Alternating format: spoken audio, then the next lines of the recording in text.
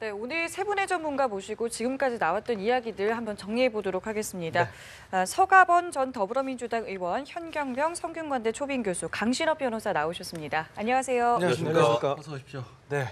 오늘 아침에 다양한 속보들이 많이 전해졌습니다. 가장 먼저 좀 뉴스 시작과 함께 전해드렸던 게 조국 민정수석의 인권위 위상 제고 방안 발표가 있었습니다. 조국 민정수석이 아마 인사 발표 이후에 첫 번째 브리핑이 아니었나 싶은데 그만큼 인권위 위상과 관련해서 문재인 대통령도 대선 기간에 공약으로 제시를 하면서 인권위 위상 강화가 좀 필요하다 이런 부분을 강조했었거든요. 어떤 의미로 좀 받아들이시나요? 이거 상당히 중요한 의미가 있습니다. 예. 국가인권위가 이제 있지만 사실은 제 역할을 하고 있느냐라는 그런 항상 논란이 있었거든요. 네. 그 이유는 뭐냐면 인권위가 강제력을 갖고 있지 못하거든요. 예. 그러다 보니까 인권위에서 어떤 권고를 했을 때 그거에 대해서 관련 기관이 그걸 수용하지 않으면 그야말로 어떤 효력이 없는 이런 일이 많았단 말이죠. 예. 그래서 문재인 대통령께서 두 가지를 얘기한 거죠. 하나는 인권위의 정례 보고를 그렇습니다. 받겠다. 그래서 어떤 그것을 도입함으로써 앞으로 인권의 위상을 높여주려는 이런 의도가 있는 것이고요. 또 하나는 이제 관련 기관이 인권위에서 권고를 했을 때 그것을 얼마나 수용하느냐, 그 수용 지수를 체크해서 앞으로 이제 그것을 기관의 어떤 평가의 자료로 삼겠다 이런 얘기를 했는데요. 그러면 이제 상당히 인권위에서 권고를 많이 하거든요. 여러 기관에 예를 들어서 뭐 경찰청에도 또 법무부에도 이런 여러 기관에 그 인권과 관련된 많은 그런 어떤 권고를 합니다. 그랬을 때 그것이 상당히 합리적 근거가 있으면 그것을 예. 수용해야 하거든요. 근데 지금까지는 그것을 만연히 이제 예. 수용하지 않는 이런 자세를 보여왔기 때문에 네. 앞으로 이에 대한 개선이 될 것으로 생각됩니다. 네, 사실 그러니까 인권위 저희도 이제 기사 소식을 많이 이렇게 전해드리면서 인권위가 이런 부분 권고했다, 이런 부분 강조했다라고 얘기를 하는데 인권위의 역할 자체가 무엇인지 사실은 그렇게 크게 와닿지 않는 부분들을 많이 있는 것 같아요. 일반 시민들은 참 인권위 역할에 대해서 잘 모르는 부분도 많이 있는 것 같아요. 인권위의 원래 당초 역할은 뭔가요? 제가 볼 때 네. 우리 한국 사회가 민주주의가 어느 정도 사실은 외국에서 평가하는 수준에서 봤을 때도 민주주의가 완전하게 구현되어 있는 국가 중에 하나로 평가를 합니다. 그러다 보니까 인권에 대해서 그다지 큰 관심을 가지지 않아 온 것도 있습니다. 네. 그렇지만은 우리 사회에 많은 사회적 약자들이 있습니다. 이런 부분에 대해서 그동안 성장 또 그리고 그 어떤 지배층, 오피니언 리더들에 의한 일방성이 강조되면서 네. 이분들에 대한 부분이 사각지대로 방치되지 않았느냐 이런 차원에서 국가인권위원회가 출범을 했고 예. 또 노무현 전 대통령 시절에 이 부분에 대해서 출범하면서 강조가 됐고 특히 이번에 와서 한동안 약화되었다고 보는 것 같아요. 네네. 그래서 이제 다시 이런 부분에 대해서 각별한 관심을 보이고 사회 각 부분에서도 정부, 공공기관, 대기업 이런 곳곳에서 이런 부분에 대해서 관심을 가져야 한다는 주의를 촉구시킨 것 같아요. 네. 사실 인권위원회는 잘 아시다시피 97년도에 김대중 대통령이 당선되고 이 국민의 정부가 출범하면서 김대중 대통령의 이 결단에 의해서 최초로 인권위가 만들어졌거든요. 지금 우리 두 분 말씀해 주신 것처럼 그래서 사실 우리 사회의 약자들, 소수자들, 그다음에 이 공권력으로부터 침탈받았던 그 많은 그 인권 침해를 받았던 사람들이 구제를 해서 예. 실제로 그 아주 제 역할을 다 해줬고 실제로 아시아에서 인권의 가장 모범적이고 선두다. 네네. 이런 평가까지 국제적으로 받고 엠네스티에서도 대단히 귀한 사례로 예. 성공적인 사례로 그렇게 세계적으로 호평을 받았는데 네. 이명박 대통령 들어와서 벌써 이제 거의 10년이 다 돼갑니다만은 들어서자마자 가장 사실 먼저 했던 것 중에 하나가 인권위의 약화였습니다. 저도 그때 당시에 운영위원으로서 원내수석부대표에서 운영위원으로 그거 가지고 참 많이 싸웠는데 당시에 안경환 그 위원장 서울대 법대 학장까지 하셨던 안경환 위원장을 하고 계셨는데 정말 통탄을 할 정도로 네. 뭐 때문에 그랬는지는 모르겠는데 하여간 인권위 위상을 약화시키고 인권의 기능을 거의 그냥 무력화시킬 정도로 했거든요. 예, 그러면서 그러다가 박근혜 정부 들어와서는 그냥 이 공기업 중에서도 네, 공기관 중에서도 가장 이 의미 없는 공기관으로 완벽하게 전락시켜 버렸죠. 네. 그것을 바로잡겠다. 문재인 그 후보가 그 공약으로 다시 위상 제고를 하고 이 소수자의 인권들을 국민의 인권을 보호하는 기관으로 이 재탄생 시키겠다는 강한 의지를 보이신 겁니다. 알겠습니다. 자, 그리고 조금 전에는 이제 박근혜 전 대통령이 두 번째 재판을 참석하기 위해서 법원에 도착을 했는데 오늘은 이제 어떤 내용들을 주로 다루게 되는 겁니까? 네, 오늘은 그동안에 형사 22부에서 말이죠. 최순실 씨 재판을 해왔습니다. 예. 네. 그래서 지금 그 재판 기록들이 지금 마련돼 있거든요. 작성돼 있거든요. 그러니까 박근혜 전 대통령은 이제 처음으로 재판이 시작이 되는데 예. 오늘 25일 오늘 하는 것은 서증조사라고 합니다. 서증조사요? 원래 증거조사는 두 가지가 있습니다. 예. 서류로 된 증거, 네. 이걸 조사하는 걸 서증조사라고 얘기하고요. 예. 그다음에 사람, 인증, 이제 증인신문이라고 얘기하는 겁니다. 예. 그런데 오늘은 서증조사를 하는 건데 그럼 조사의 어떤 대상이 되는 서류는 뭐냐? 금방 말씀드렸듯이 최순실 씨와 안종범 씨는 이미 상당 부분 증거조사도 하고 증인신문도 하고 재판을 했단 말이죠. 예. 그럼 그런 증거 기록들을 박근혜 전 대통령 재판에도 그대로 쓸 거냐라고 하는 여부를 조사하는 겁니다. 그래서 이제 증거 동의니 부동의니 이런 말들을 하는데요. 예. 박근혜 전 대통령 측에서 이런 증거를 나는 쓰는데 동의한다 그러면 바로 그것이 재판의 판단 자료가 됩니다. 예, 예. 근데 그렇지 않으면 그거는 이제 박근혜 전 대통령에 대한 증거가 못 되고 하나하나 그와 관련된 증인을 다 불러야 됩니다. 예. 그래서 오늘은 그 여부를 정하는 그러한 재판입니다. 예. 지금 오늘 오전에 이제 그러니까 잠시 뒤 10시부터 이제 재판이 시작되기 전에 오늘 두 번째 이제 법원에 출석하는 장면을 지금 다시 한번 보고 계신데 역시 이제 첫날 출석할 때와 두 번째 출석하는 날 표정 변화가 어땠을까 많이들 궁금해하셨고 네. 시청자분들도 그래서 다시 한번 지켜보는데 모르겠습니다. 두 번째 첫 번째도 이렇게 주목이 받았지만은 머리를 또 이제 올린 머리 트레이드마크라는 올린 머리를 또 깔끔하게 올려서 하고 나왔고요. 또 첫 번째 주목받았던 게 수갑을 보통 차고 나왔을 때 앞서서도 이제 특검에 출석했던 여러 피의자들 보면은 대부분 수건으로 가린다거나 포스줄도 이렇게 좀 가리는 모습을 좀 보였는데 첫 번째도 그렇고 저희가 지금 뭐 모자이크로 처리를 했지만 수갑을 찬 모습을 공개를 했단 말이에요. 저것도 이제 저기 피해자의 의지에 따라 달라질 수 있는 그럼요. 거라면서요. 저거는 의도된 것이죠. 네. 상당히 다시 말하면 나는 무죄고 네. 당당하다는 것을 얘기하는 것입니다. 그래서 흐트러진 모습을 보이지 않겠다. 예. 그리고 이 재판을 통해서 당당하게 재판에 임하겠고 그래서 나의 무죄를 입증하겠다라고 하는 그런 의지를 보여주는 것만은 분명하죠. 그러니까 그렇군요. 부끄러울 게 없으니까 네. 수갑을 가리지 않겠다라고 하는 그리고 사복을 입었다든지 이런 것들은 상당히 자신의 지금 어떻게 보면은 억울하다는 그런 그리고 이 재판을 통해서 자신의 혐의 없음을 밝혀내겠다는 그런 의지의 표현으로 볼 수 있죠. 그럼 엊그제 이제 재판에서 그 모든 혐의에 대해서 부인했던 것과 일맥상통한다. 그렇습니다. 이렇게 볼 수 있겠군요. 예, 박근혜 전 대통령은 지금 18가지 혐의라고 하고 크게 보면은 뇌물과 직권남용 아닙니까? 예. 이걸 전부 부인하고 있거든요. 예. 근데 이 부인의 정도가 단순하게 전체적인 틀에서는 내가 잘못했다. 하지만 나는 도덕적으로는 문제가 있지만 예를 들어서 법적으로는 무죄라고 생각한다. 그게 아닙니다. 네. 박근혜 전 대통령은 전부 다 엮인 것이다라는 말을 했었죠. 네, 네, 그렇기 네. 때문에 전체를 부정하는 것이고 그중에 일부는 내가 잘못했다 그런 얘기도 아닙니다. 네, 네. 그렇기 때문에 자신은 억울하고 말하자면 희생양이라고 하는 그런 어떤 확신범에 가까운 그런 생각을 갖고 있는 것으로 보이죠. 예. 그 유영하 변호사가 말하기를 이제 증거의 상당수가 언론에서 나온 것이다라는 입장을 내지 않았겠습니까? 이 부분을 좀 어떻게 보셨는지 듣고 싶습니다. 유영하 변호사가 얘기하는 건 가장 큰 건 이제 뇌물과 관련된 것인데요. 네, 네. 뇌물죄가 되려면 적어도 박근혜 전 대통령이 돈을 받지는 않았으니까 공모 관계가 있어야 된다. 예. 근데 공모를 언제 어디서 어떻게 했다는 것이냐 그런 어떤 주장과 증거가 하나도 없다 이런 얘기를 하는 것이고요. 네. 또 하나는 블랙리스트라든지 인사농단이라든지 여러 가지 직권남용 있지 않습니까? 거기에 대해서는 지시가 있어야 되는데 지시가 있었다는 어떤 증거도 없다. 그래서 다시 말하면 증거 없이 어떤 여론과 언론의 어떤 그 기사만으로 네. 추론과 상상력에 의해서 기소를 했다. 이런 어떤 주장을 했죠. 네. 네.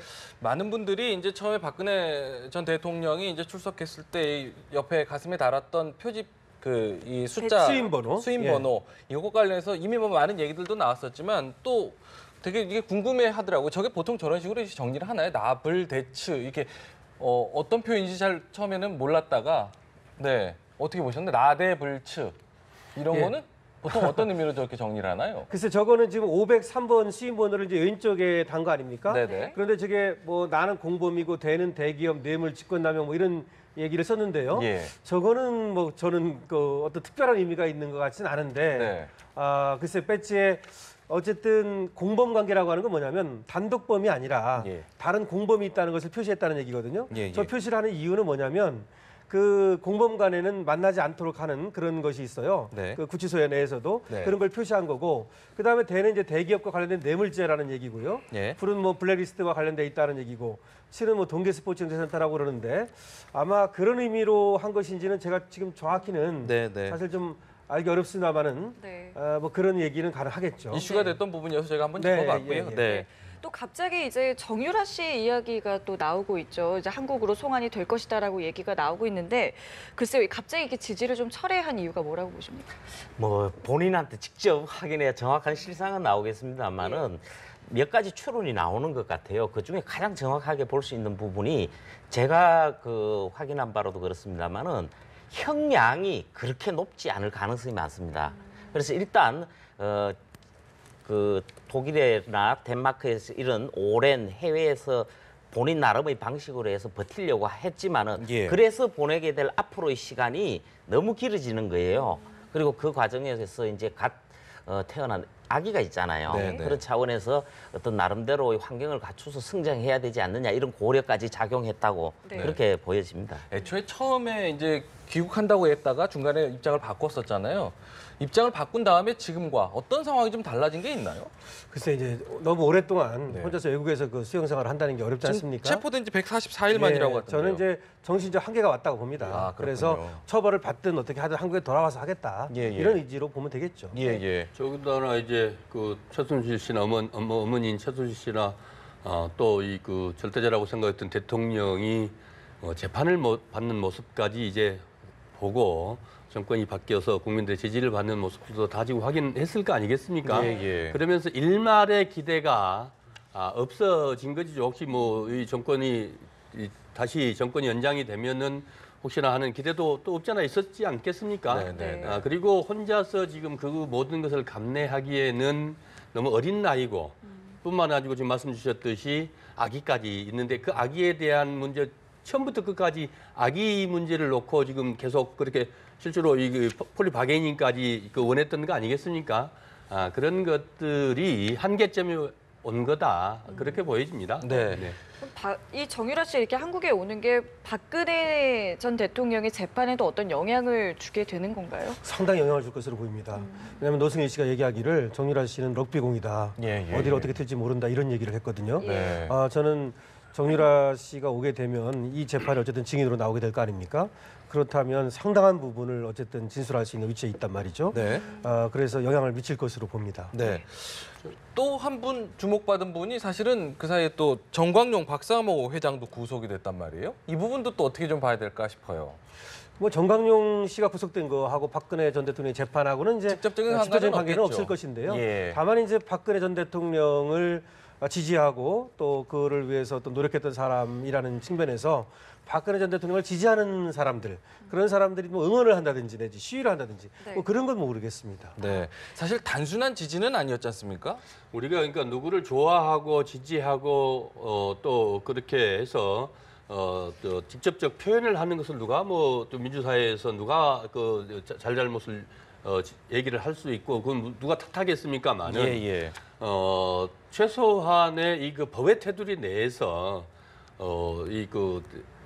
해야만 정당성을 확보할 수 있는 것이지. 예. 법을 위반해서 더군다나 위반하고 더군다나 이 폭력 실제로 지금 폭력하고 그 경찰들을 뭐 이렇게 위에까지 가하고 뭐 그랬다는 거 아니겠습니까? 네.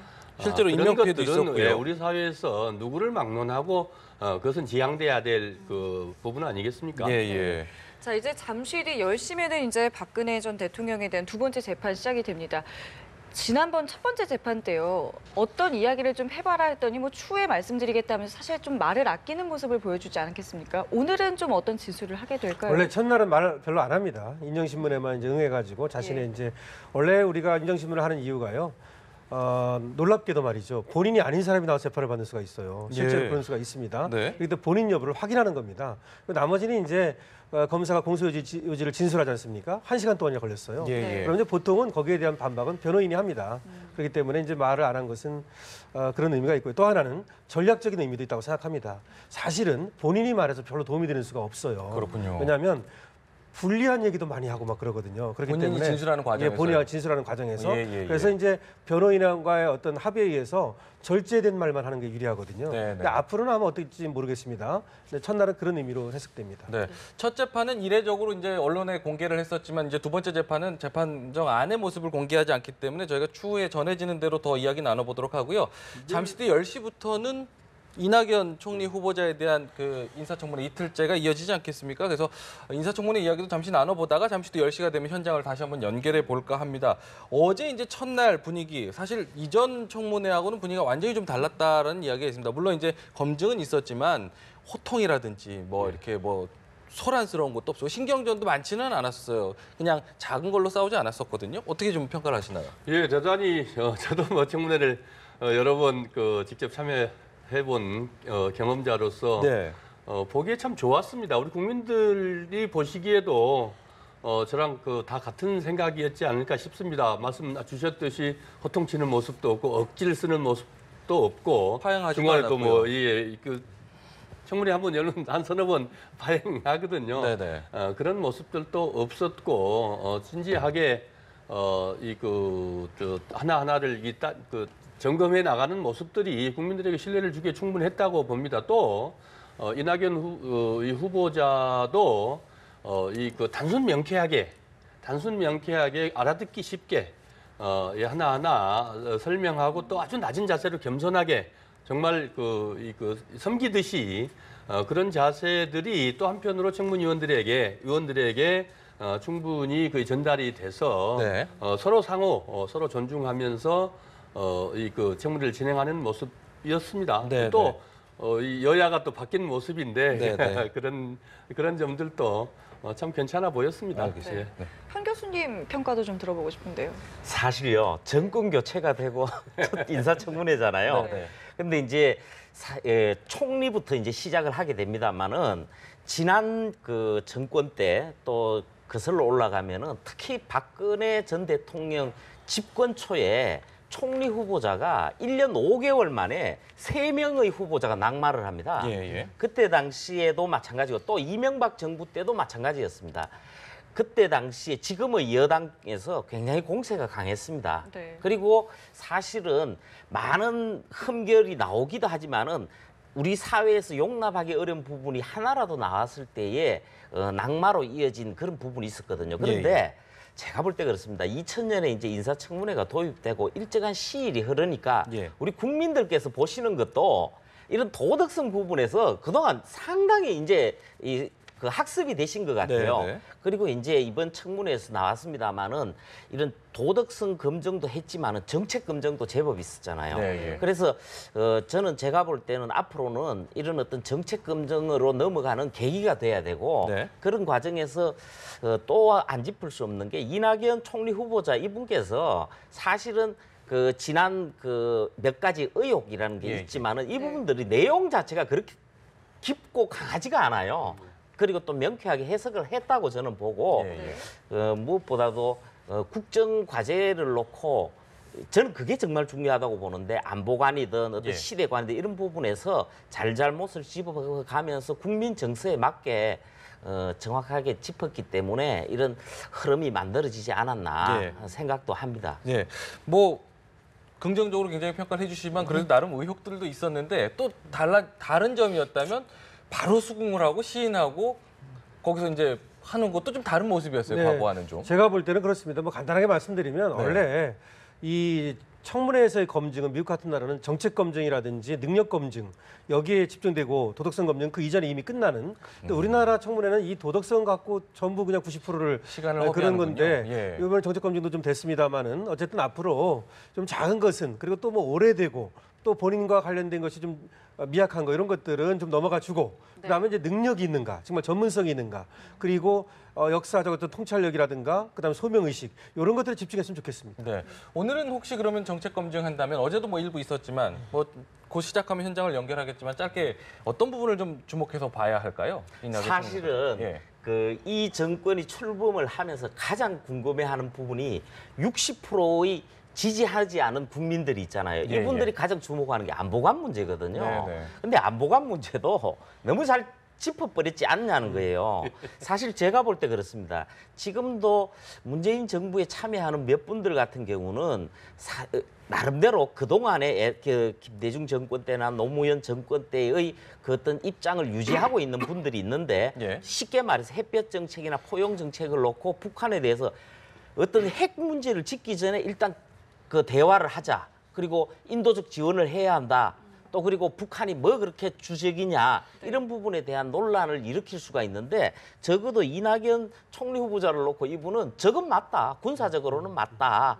이런 식으로 탁탁 짚어줬거든요. 네네. 그런 부분에서 그동안 정리가 됐고 오늘 부분은 이제 이 안보관 부분도 나오겠습니다만은 아무래도 총리라는 게 국정 전반을 하기 때문에 특히 경제 부분은 대체로 손을 대지 않는 경향이 있습니다.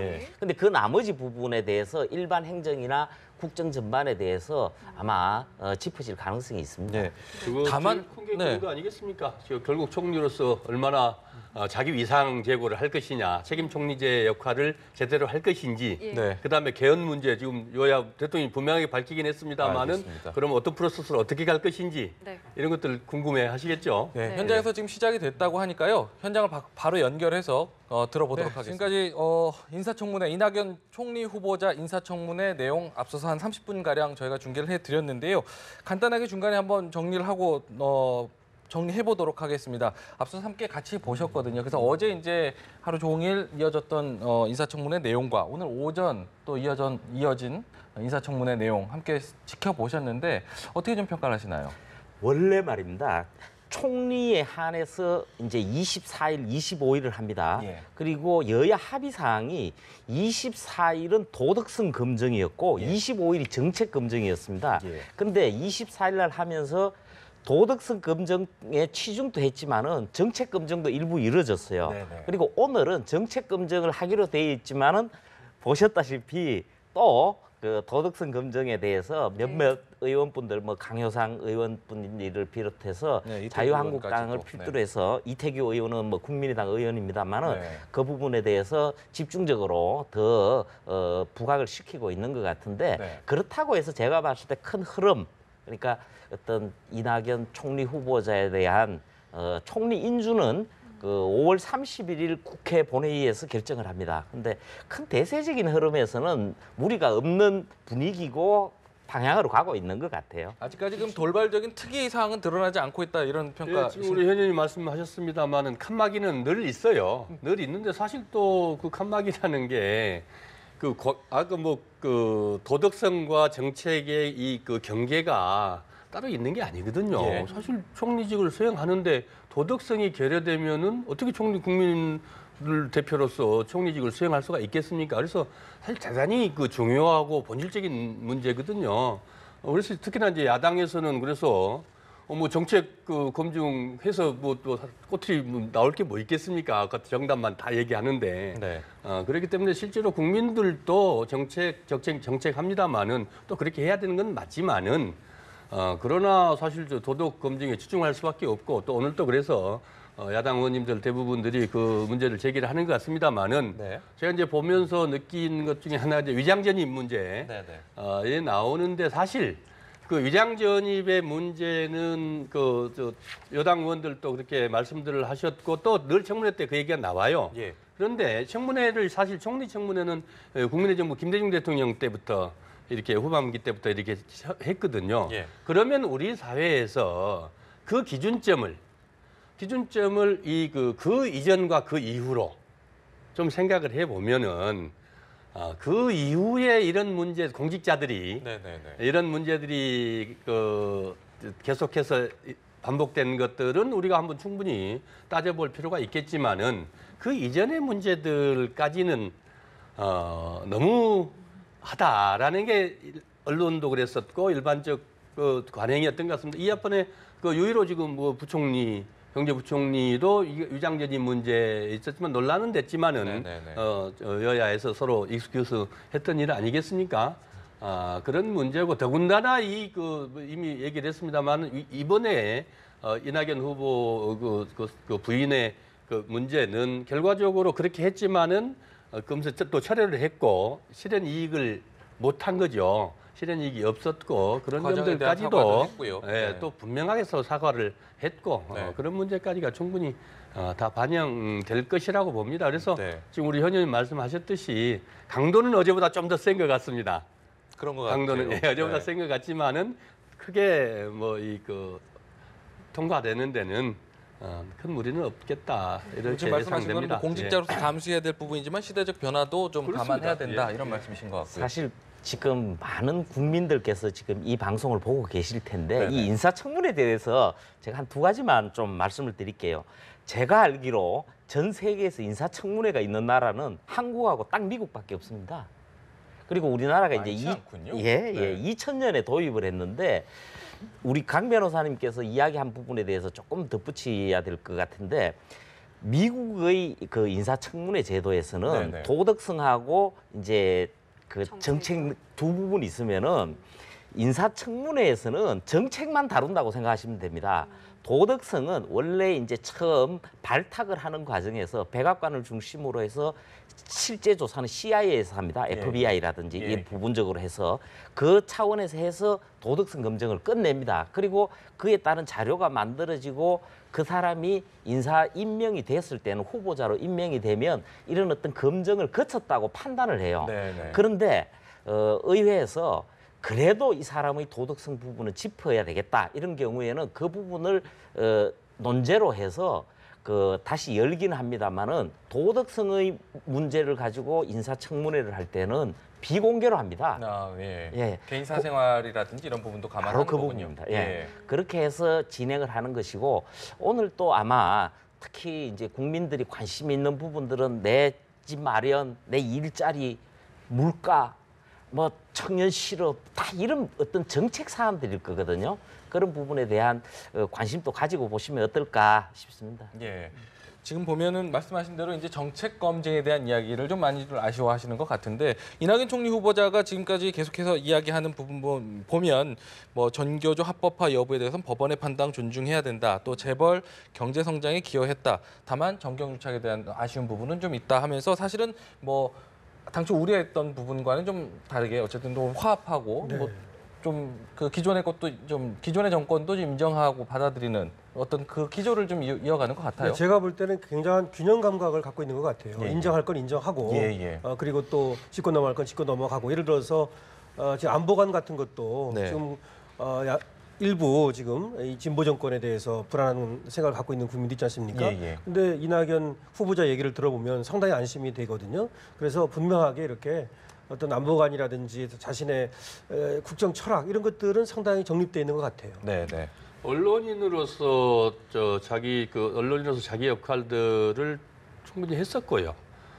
두 번째로 정치권에 들어오면서 김대중 대통령이 이제 발탁을 했지 않습니까? 들어와서 대변인 아마 거의 뭐 이 박지원 대표하고 몇 분 제외하고는 가장 장수 오랫동안 그 대변인을 했었거든요.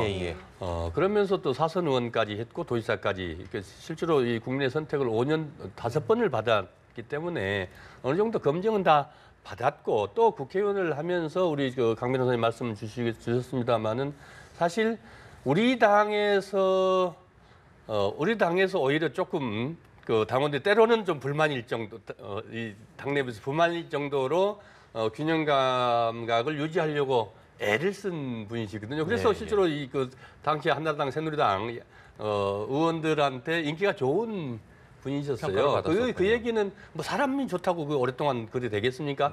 정책적으로 하나하나 이 의정 활동을 하는 가운데에서 그런 균형감을 잃지 않았다는 얘기거든요.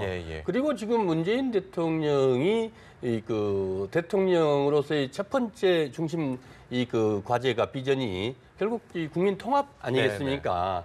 개혁을 분명히 강도 있게 하겠지만은 그러나 그게 누구 어떤 보복을 과거에처럼 정치 보복을 한다든지 이런 것들이 아니고 예. 그 야당을 충분히 인정하면서 예, 예. 이 개성할 것들은 개성하고 과거 정권 것들도 또 새롭게 발전시키는 건 발전시키겠다는 게 대통령의 입장이기 때문에 네.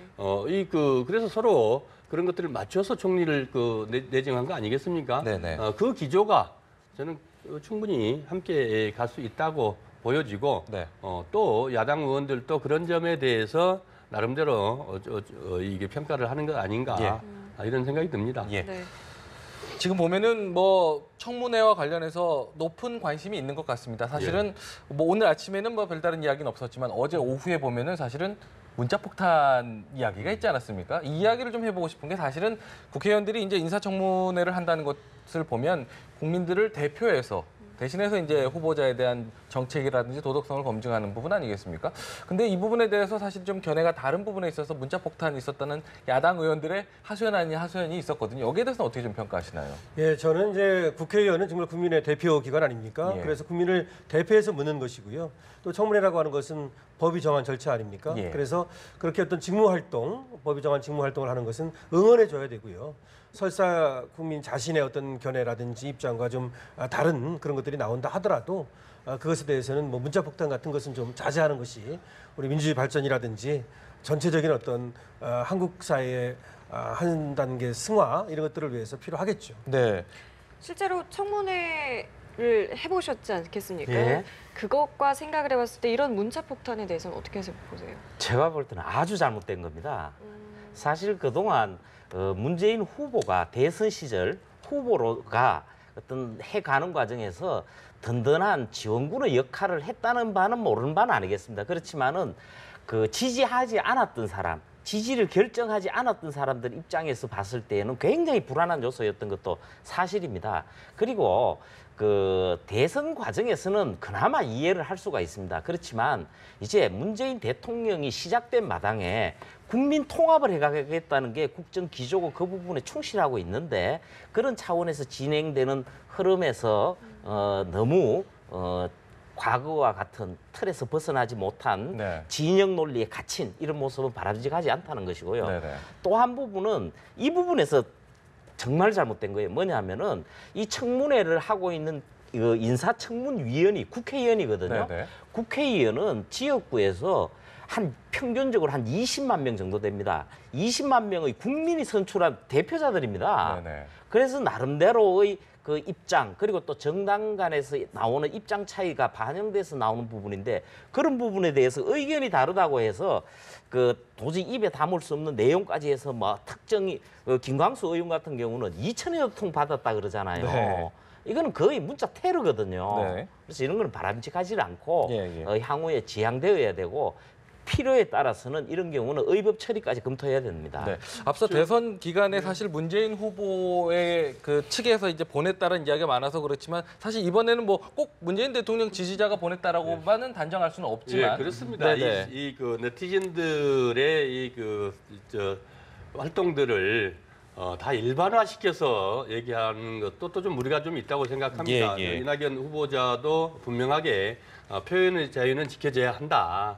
라고 이렇게 밝혔듯이 우리가 누구를 좋아하고 지지하고 이런 것들은 다 개인의 자유 아니겠습니까? 예. 또 이제 새로운 그 SNS라는 게 또 새로운 하나의 그 언론이라고 봐야 되는데 결국 내가 좋아하는 사람 또 내가 지지하는 사람을 옹호하고 또 지지하듯이 또 상대방도 충분히 그렇게 인정을 해줘야 되는 것이지 예. 내가 좋아하는 사람 또 내가 지지하는 사람을 공격한다고 공격해서 네. 결국 그거는 결국 언론을 막고 재갈을 물리는 우리가 원하지 않는 새로 또 원하지 않고 바꿔야 되겠다고 하는 그거를 우리가 또 다 답습하는 거거든요. 그거는 네. 어느 진영이든 마찬가지입니다. 예. 그래서 아까 나왔으니까 문재인 후보를 지지했던 또 홍준표 후보를 지지했던 또 박근혜 대통령 지금도 대국민 물결도 마찬가지 아니겠습니까? 다 지금 SNS 활동을 하는데 우리 모두가 다 만들어야 될 새로운 정립시켜야 될 새로운 문화라고 생각을 합니다. 네네. 지금 이낙연 후보자 이제 얘기하는 거 보면은 상당히 그 합리적이고 예. 그런 것들이 나타나는데요. 예를 들어서 4대에 대해서는 뭐라고 말했냐면은 적어도 국무회의 심의 정도는 거쳤으면 좋았을 거다. 지금 굉장히 저는 맞는 말이라고 생각합니다. 그러니까 국회에 뭐 이런 건 아니라 하더라도 적어도 한번 국무회의 심의를 거쳐서 공론화하는 그런 과정이라도 필요했지 않느냐 이런 얘기를 하고 있고요. 예. 근데 전교조에 대해서는 법원의 어떤 판단을 존중한다.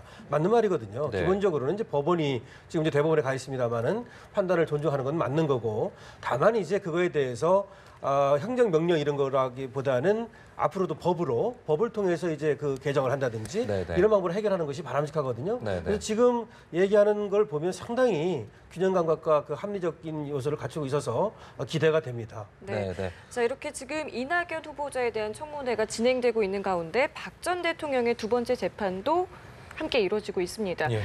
시간과의 싸움이다라는 이야기를 참 많이 하더라고요. 일단 지금 두 번째 재판이 진행되고는 있지만 앞으로 어떤 과정들이 좀 진행이 돼야 되는 네, 건가요? 그 과정을 좀 설명을 드리면요. 예. 예. 앞으로 이제 3, 4차례 정도 재판을 한다는 것인데요. 월요일, 화요일은 이 뇌물죄 관련 부분에 대해서 이제 재판을 하기로 했고요. 네. 그리고 오늘 목요일 아닙니까? 그래서 네. 매주 목요일은 직권남용, 요 강요죄 부분 예. 이거에 대해서 먼저 이제 집중적으로 심리를 하기로 했습니다. 네. 그래서 이제 그런 심리가 끝나고 나면은 블랙리스트라든지 공무상 비밀 누설 요걸 하기로 했고요. 그다음에 마지막으로 SK라든지 롯데의 요 뇌물죄 부분이 있지 않습니까? 요것들을 해서 끝낸다는 것인데 네. 지금 얘기 나오는 게 뭐냐면 6개월인데 그 안에 끝낼 수 있느냐 이런 얘기가 나오잖아요. 예. 그 6개월이 뭐냐면 원래 3월 31일 날 구속을 했잖아요. 그리고 기소를 4월 17일 날 했습니다. 근데 그 16일 동안은 검찰이 구속한 거예요. 예.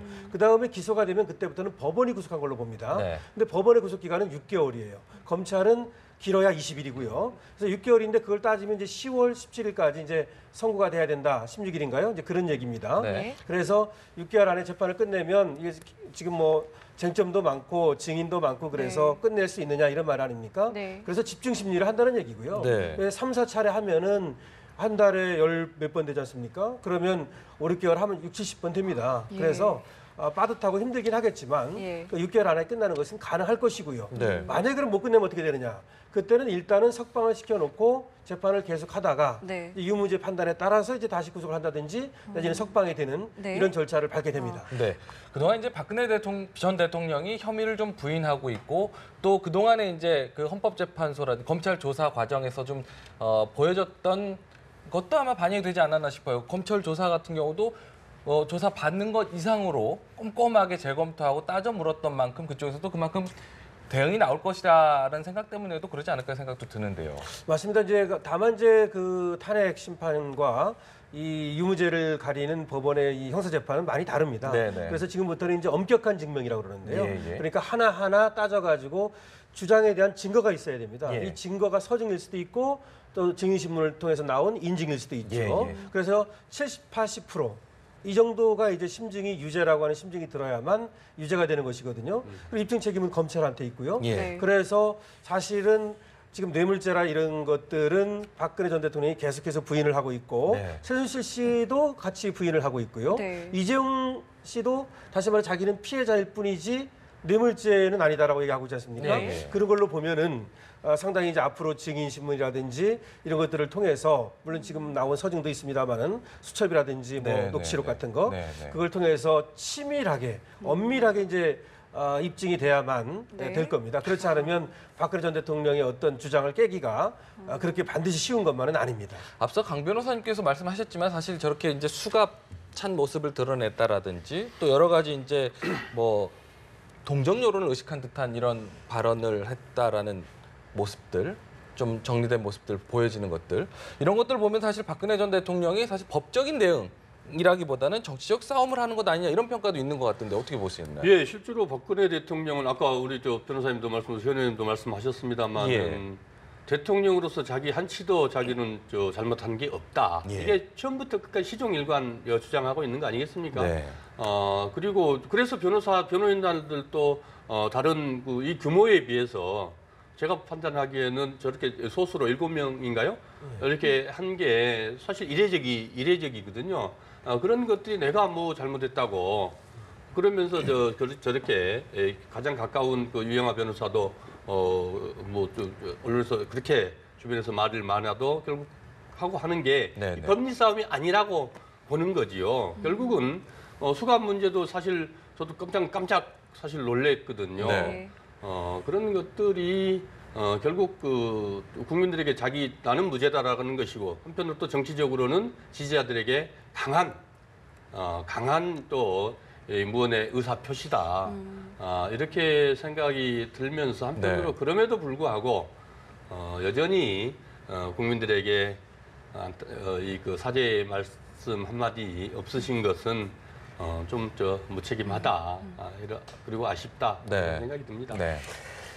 그 동정을 불러일으키는 부분하고 동정을 일으키겠다고 의도한 부분은 분명히 다릅니다. 예. 사실은 동정을 그 의도적으로 접근을 했다면은 쉽게 말씀드리면 수의복을 입고 나오셨겠죠. 아, 오히려요. 그리고 예. 몇 가지 상황에서 올림머리도 하실 필요가 없죠. 산발해서 아주 여성으로서는 안 좋은 모습을 연출하는 게 낫죠. 그렇게 접근할 부분은 아닌 것 같고 네. 제가 볼 때는 그동안에 일관된 자세에서 읽을 수가 있을 것 같아요. 예. 뭐냐면은 본인은 법적으로 죄가 하나도 없다고 생각하는 거거든요. 그래서 사실은 그 올림머리 한 경우도 본인으로서 그동안의 자세에 그런 게 없기 때문에 네네. 할 수 있는 최선의 깔끔한 모습으로서 네. 지도자였던 모습을 이어가고 싶은 것이고 네. 그렇다 하더라도 이게 플라스틱이라서 이게 착용할 수 있다 그러잖아요. 네네. 근데 이제 머리가 삐져나온다든지 아무래도 한계가 있었던 건 있잖아요. 네, 그런 네. 부분은 아마 많은 국민들이 찹찹했을 거예요. 근데 그다음에 이 수갑 부분은 이렇게 봅니다. 네. 수갑하고 수의 같은 경우는 다 본인이 결정하는 거잖아요. 예. 그러니까 박 전 대통령 입장에서는 수갑 같은 경우는 차야 된다 그러니까 그러면 차겠다는 것이고 아. 그리고 본인이 이 수갑 찬 거에 대해서 정당하고 당당하고 밝혀질 거라고 생각하는 차원에서 천으로 가릴 필요가 없는 거예요. 말씀하신 대로 그동안에 보여졌던 원칙대로 한다라는 생각들이 드러난 것이다. 예. 그렇게 보시는 거군요. 예. 그러면은 첫 번째 재판 때 이제 저희가 얘기가 들어온 걸 이제 보면은 뭐 앞에만 정면만 응시했다, 뭐 최순실 씨와는 전혀 눈도 마주치지 않았다. 이것도 역시 같은 결로 저희가 좀 해석을 해볼 수 있을까요? 예, 최순실 씨하고는 처음하고 좀 많이 달라지는 것 같아요. 그러니까 처음에는 최순실 씨에 대한 어떤 신뢰 이런 것들은 분명히 있었거든요. 네네. 그래서 어떻게 보면은 좀 믿음이 있다가 계속해서 이제 실체가 드러나면서 말이죠. 네. 최순실 씨가 자기 생각과는 다르게 어떤 사익을 취한다든가 그런 것을 했지 않느냐 이렇게 보는 것 같고 그래서 최순실 씨와의 관계를 끊는 이런 어떤 전략이 들어갔다 저는 이렇게 봅니다. 네. 그러니까 사익을 자기 자신은 추구하지 않았다고 계속 얘기하고 있고 그리고 그걸 믿었는데 최순실 씨가 혹시 자신을 갖다가 속여서 또는 자신을 이용해서 사익을 추구한 것은 아닌가 이런 생각은 하게 됐다고 봐야겠죠. 네네. 그래서 최순실 씨하고는 이제 눈도 마주치지 않는다는 것은 아무래도 이제 그런 불편한 심기를 드러내고 있는 것이죠. 그런 측면에서 보면은 정유라가 지금 이제 들어와서 이 파장이 클 거다라고 예상하는 것들이 네. 무리가 아니다고 생각될 수 있죠. 왜냐하면 이제 각자 도생 국면으로 가면은 네네. 사실 박근혜 대통령이야 대통령이니까 정치적으로 앞으로 향후에 뭐 이를 들면 사면 복권이라든지 뭐 이런 문제들이 있을 수 있겠지만은 뭐 충분히 그렇게 예상을 할 수도 아니겠습니까? 조심스럽지만 뭐 가능성은 있는 그럼요. 거니까요. 국민의 뜻 의사와는 전혀 무관하게 그럴 수 있는데 사실 최순실 같은 경우는 기대난망이라고 생각하면은 그 딸 입장에서 보면은 저희 지금 뭐 형량이 어느 정도 돼야 말이죠. 네. 그러면은 결국은 다 자기 어머니 최순실에게 뒤집어 씌우는 것이 부당하다고 생각할 것이고 사실 뭐 독일에 같이 있었는데 오랜 시간 같이 있었고 이 내용들을 알 만큼 다 알고 있지 않겠습니까? 그런 것들이 충분히 예상된다고 보여집니다. 네, 맞습니다. 이 시점에서 말이죠. 정유라 씨가 들어온다는 게 참 어떻게 보면 박근혜 전 대통령 재판이 시작되자마자 말이죠. 이게 앞으로 이제 큰 어떤 그 방향의 줄기를 틀 가능성이 있는데요. 네네. 그러니까 최순실 씨는 자기가 모시던 분이기 때문에 끝까지 자기가 책임을 지겠다라고 할 가능성이 있습니다. 하지만 정유라 씨가 어떤 입장을 취할지는 지금 모르는 것이죠. 네네. 그리고 아까 의원님 말씀하셨습니다만 사실은 그 수뢰액이 5억이 넘고 말이죠. 그 다음에 이 직급이 3급이 넘고 대통령은 뭐 당연히 3급이 넘죠. 네. 그다음에 적극적으로 요구하고 이런 경우는 그 대법원 양형에 보면 최하가 11년으로 돼 있습니다. 그래서 11년부터 무기징역으로 되기 때문에 네. 이 뇌물이 인정이 되면 말이죠. 네, 네, 네. 사실은 뭐 굉장히 그 중형이 예상되기 때문에요. 그건 마찬가지입니다. 만약에 박근혜 전 대통령이 그 인정이 되면 최순실 씨도 같이 공범이 되는 거기 때문에 그런 중형이 예상되는 상황에서 정유라 씨가 자기 어머니 구하게 나서지 않을까 이런 것도 모르는 것이죠. 네. 예상해 볼 수 있는 것이죠. 그 인지상정일 수도 있거든요. 제가 볼 때는 지금 말씀하신 부분에서 봤을 때에 그 박근혜 전 대통령이 모든 혐의를 부인을 하잖아요. 예. 이러면 이제 어떤 일이 벌어지느냐 하면은 향후에 안종범 전 수석이나 정호성 전 비서관 예. 그리고 또 김종 전 차관 이런 모든 관련자들이 대통령이 지시를 하거나 본인이 한 적이 없다고 하기 때문에 이분들이 다 자기가 한 게 돼요. 그리고 이따가 뇌물죄부터 해서 본인별로 사안에 해당되는 범죄가 혐의가 있잖아요. 예. 이게 전부 본인 주도가 되기 때문에 예. 이야기하신 것처럼 10년 이상의 형량을 선고받을 사람들이 많아요. 네. 그러면 이제 내부에서도 서로 간에 살아남기 법정 공방이 벌어질 가능성이 농후합니다. 네, 네. 이런 선상에서 보면 최순실하고는 더 말할 필요가 없습니다. 이 18가지 혐의 중에요. 좀 심하게 말씀드리면 전부 다가 최순실하고 연관이 돼 있습니다. 네, 네, 네. 이런 상황에서 어떻게든 떼어내려고 하는 최순실과 상관없다고 하려는 일련의 모든 행동이 네. 이 아까 그 정면 응시라든지 뭐 부분에 나타나 있습니다. 네. 그렇게 해서 그래 볼 수 있는 그런 거군요. 점에서 볼 수가 있고 또 한 예. 부분은 그 이경재 변호사께서 검찰이 주장할 게 빈약하기 때문에 공소장이 길다고 자꾸 이야기가 나오기 때문에 이 부분이 조금 제가 짚어놔야 될 것 최순실 같은데. 측 변호사요. 네. 예. 근데 박근혜 전 대통령이든 최순실 씨든 모든 혐의를 부정하고 있기 때문에 예. 검찰 입장에서는 사실은요 어느 정도의 사실관계를 인정하면 이렇게 정인을 부를 필요가 없습니다. 그리고 이렇게 조서를 많이 진술 조서를 만든다 할 필요가 없어요. 네. 부정하면 할수록 많은 증빙 자료를 갖다 붙이게 됩니다. 네. 정인도 더 많이 하고. 예. 그래 돼서 늘어난 거지 선후 관계는 좀 정확하게 짚을 필요가 있는 것 같아요. 그렇게 되겠군요. 오늘 어쨌든 두 가지 좀 주목해 봐야 될 것 같습니다. 서초동 법원 또 이낙연 국무총리 후보자의 인사청문회가 열리는 국회 상황 두 가지 좀 짚어봤습니다. 오늘 세 분과 함께 이야기 나눠봤습니다. 네, 지금까지 서가번 전 더불어민주당 의원, 현경병 성균관대 초빙 교수, 강신업 변호사와 함께했습니다. 고맙습니다. 고맙습니다. 고맙습니다.